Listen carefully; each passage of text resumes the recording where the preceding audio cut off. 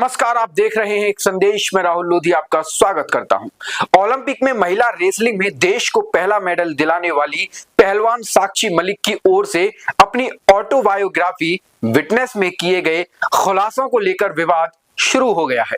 इस विवाद में पहलवानों और उनके पारिवारिक मेंबरों के साक्षी पर पलटवार के बीच हरियाणा भाजपा के अध्यक्ष मोहनलाल बड़ौली ने दोनों पक्षों को आरोप प्रत्यारोप से बचने की सलाह दी है। साक्षी मलिक ने अपनी बुक में दावा किया कि विनेश फोगाट और बजरंग पुनिया ने लालच में आकर एशियाई गेम्स 2023 के ट्रायल्स में छूट ली। इससे भारतीय कुश्ती संघ WFI के तत्कालीन अध्यक्ष और बीजेपी के पूर्व सांसद ब्रजभूषण के खिलाफ सेक्सुअल हरेसमेंट को लेकर शुरू किए गए पहलवानों के आंदोलन की छवि खराब हुई।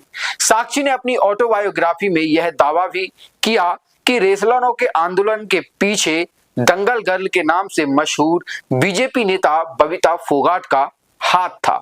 जंतर मंतर पर धरने की परमिशन हरियाणा भाजपा के तीर्थ राणा ने ही दिलाई। ब्रजभूषण को WFI अध्यक्ष से हटाकर खुद उस पर बैठना चाहते थे।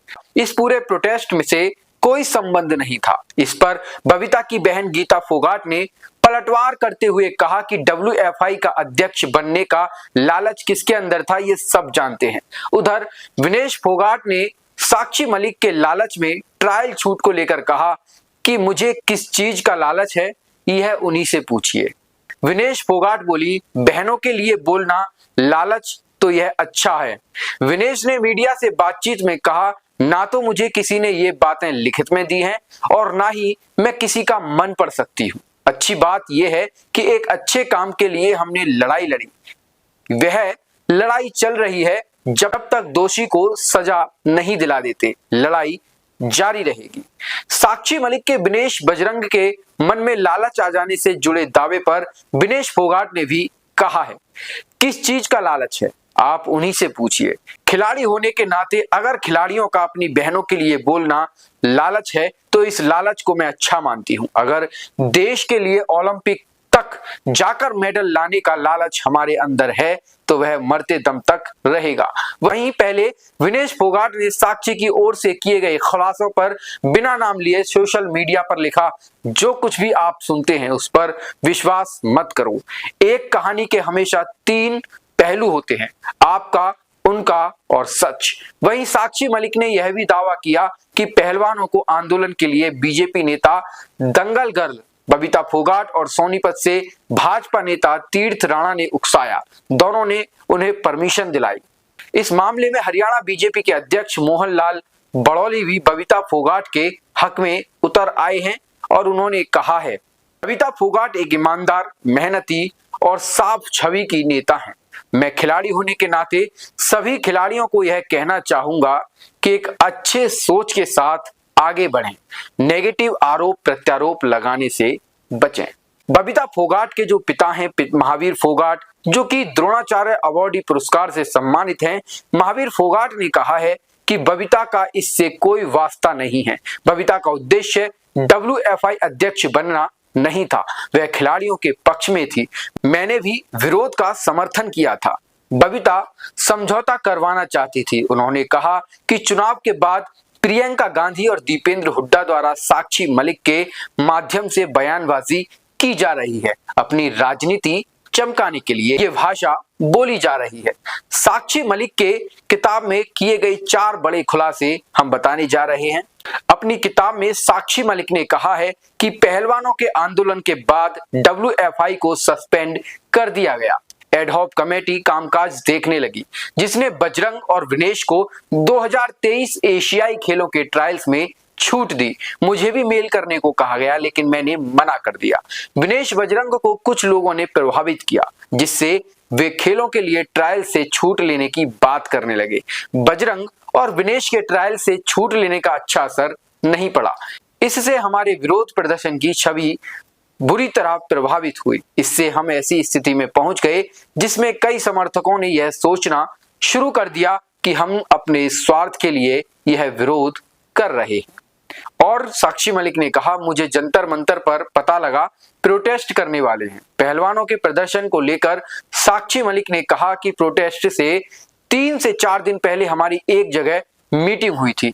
तब मुझे बबीता फोगाट का फोन आया कि क्या मैं आ रही हूं। मैंने बजरंग को फोन किया तो बजरंग ने कहा कि मैं भी जा रहा हूं, तू भी आ जा। जब हमें पता चला कि हम ऐसे प्रोटेस्ट करने वाले हैं और इसकी परमिशन बबीता फोगाट और तीर्थ राणा ने दिलाई थी। वह चाहते थे कि ब्रजभूषण हटे और हम में से कोई वहां बैठ जाए। हम लड़कियों को इंसाफ मिलने की बात से खुश थे। हमें उम्मीद थी कि 11 बजे हम बैठेंगे और 1 बजे तक हमारी सुनवाई हो जाएगी, लेकिन आंदोलन काफी लंबा चला। साक्षी मलिक ने कहा कि इतना हमने जरूर कर दिया कि अगर कोई सेक्सुअल हरेसमेंट करेगा तो 100 बार सोचेगा कि कहीं ये भी जाकर आंदोलन ना कर दे। हमारी लड़ाई बहन बेटियों के लिए थी, इस चीज को खत्म करने के लिए थी जो स्पोर्ट्स में सेक्सुअल हरेसमेंट होता है। तीर्थ राणा सोनीपत में भाजपा के अध्यक्ष रह चुके हैं। उन्होंने भाजपा की टिकट पर गोहाना से विधानसभा चुनाव भी लड़ा है। विनेश के साथ ओलंपिक में कोई साजिश नहीं हुई। साक्षी मलिक ने यह भी कहा कि पेरिस ओलंपिक में विनेश के साथ कोई साजिश नहीं हुई। 100 ग्राम तो क्या 10 ग्राम ज्यादा होने पर भी यूनाइटेड वर्ल्ड रेसलिंग का नियम यानी कि UWW का नियम परमिशन नहीं देता। इतना जरूर है कि विनेश ने वजन घटाने के लिए बाल काटे, कॉस्ट्यूम छोटा किया। मैं भी उस दिन विनेश को देखकर दिन में कई बार रोई थी। ट्यूशन टीचर ने छेड़ा तो लगा यह मेरी ही गलती है। साक्षी ने कहा कि बचपन में ट्यूशन देने वाले शिक्षक ने मुझसे छेड़छाड़ की। मैं इसके बारे में अपने परिवार को नहीं बता सकी क्योंकि मुझे लगा कि यह मेरी गलती थी। मेरे स्कूल के दिनों में ट्यूशन देने वाला टीचर मुझे प्रताड़ित करता रहा। वह मुझे क्लास लेने के लिए बेवक्त अपने घर बुलाता और कभी कभार मुझे छूने की कोशिश करता। मैं ट्यूशन क्लास के लिए जाने के लिए डरी रहती थी, लेकिन मैं अपनी माँ को बता नहीं सकी। वही लोग अब यह सवाल कर रहे हैं कि अगर ऐसा था तो क्या महिला पहलवानों के शारीरिक शोषण की बात झूठी थी? क्या महिला पहलवानों ने सिर्फ अध्यक्ष बदलने को खुद की इज्जत को सरेआम पूरे देश के मीडिया के सामने बदनाम किया? क्या पहलवान बताएंगी कि अगर आंदोलन की साजिश बबीता की थी तो महिला शोषण के नाम पर पहलवानों की इज्जत को सड़क पे बिठाकर तार तार करने का आइडिया किसका था? यह सवाल लोगों के अब साक्षी मलिक से किए जा रहे हैं। तो इसी के साथ हमारा चैनल देखते रहिएगा। मैं एक संदेश पर आपको मिलता रहूंगा। तब तक के लिए धन्यवाद।